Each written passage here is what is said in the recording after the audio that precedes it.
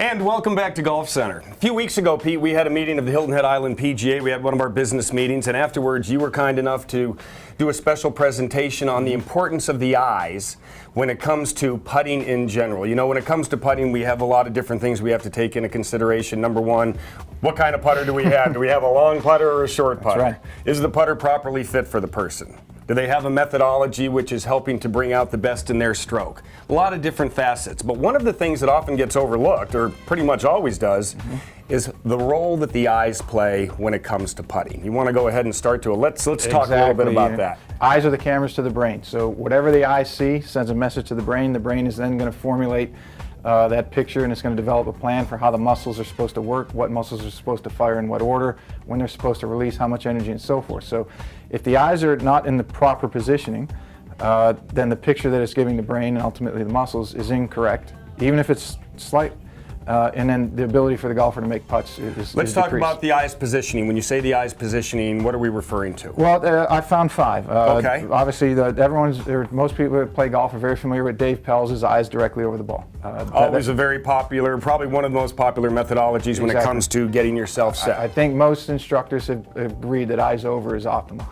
Second was your eye dominance. So whether you're right eye, left eye, right-handed, left-handed, lead eye dominant, rear eye dominant, however you want to call it, eye dominance plays a significant role. Third one is where you're looking at the golf ball. So if you're looking at the middle of the ball during your setup, you're looking at the back of the ball during your top of your stroke, and then another spot during impact. Now you just created 3 different targets. Which one does your brain hit? You know, you just confuse yourself. And even though it's only small increments, you're talking 1/4 of an inch, that plays a big role as you start. I've seen many a putt that a 1/4 of an inch would have been the difference between it going in or not. And you know, when you talk about looking at the middle of the ball, obviously we're looking down at the top of the ball, probably. Back of the ball would be the very back right, and obviously the front of the ball. And you know, you bring up a great point about them looking at different things throughout the point of the stroke. What target are you looking at? Because if you have 3 different targets, you got three different, effectively 3 different strokes. The fourth one is tropia. What tropia is, it's a displacement of the pupils on a horizontal line. So not everybody's pupils are perfectly level. So some left pupils lower, some right higher, and vice versa. Left could be higher, right could be lower. So when I see somebody walking around with this, are they leveling out their pupils? They're leveling them out? That's a real good point. But in fact, it's a great point because KJ Choi is a prime example. If everyone looks at KJ, when KJ's hitting any shot, his head tilts to the left, and that's because KJ has a tropia. So KJ is left pupil is either higher or his right one's lower, and he's adjusting his head position so that what his eyes see is actually a straight line. Brad Faxon would be an opposite, so Brad tilts his head. Yeah, he always has his kind of lean back a little bit to the right. Crenshaw would be another one whose right pupil is higher or left one is lower, so he's got to adjust his head to make up for the tropia difference. So that the picture that their eyes are giving their brain is indeed that straight line. So this was the part that fascinated me the most about your discussion a few weeks ago was, you know, we've got tropia, let's say. How do we know, for starters, and how can we adjust and know we're adjusting correctly? Most people will self-adjust. It's kind of like how fast do you walk. It's more or less an innate thing. It's kind of built in. What I see is when people run into problems is when they try to keep their head perfectly vertical.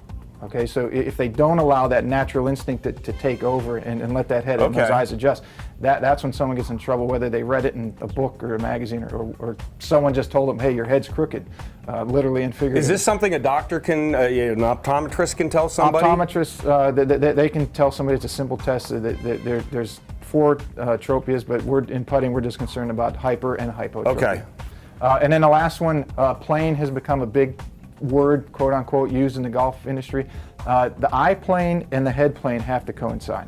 So typically what happens is if somebody leans over just a little bit in their putting stroke, their eyes are forced to look down as their head position is forced to look out. So in other words, my head might be looking out this way, but my eyes have to look down as opposed to me adjusting my head so that I'm down. I might be up like this kind of looking down, and that's something we kind of want to avoid, right? Yeah, exactly. So what happens when your head is up and your eyes are down, as your head turns and swivels to the hole, your brain's idea of the placement of the hole is actually distorted. Got it. Okay, so your brain, since you were able to stand on 2 feet and could walk, you've developed something called spatial awareness, and what that is where your body is in relationship to a target. So if your head plane position is, let's say, 6 inches to the right of the hole, but your eye plane position is to the hole. When you look up at the hole, they're distorted. Got it. So you run into trouble. So these are some of the things you might not have realized that happen in the importance of the eyes when you're putting, and it's a good thing to check out. He's a specialist on putting, good person to go see.